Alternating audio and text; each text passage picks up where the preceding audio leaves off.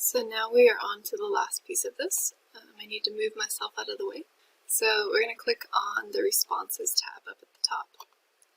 And when we come over here, you're going to see 3 dots on the right hand side.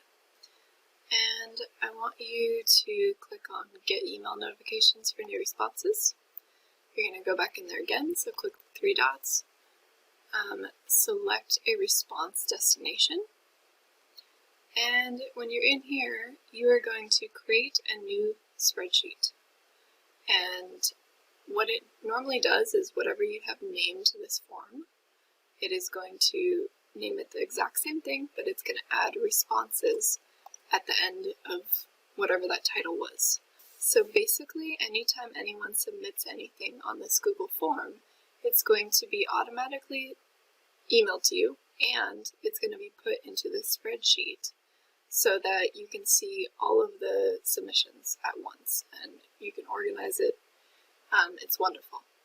So you're just going to click create and it's going to create that for you. And that's all the basics of Google Forms. So hopefully that's helpful.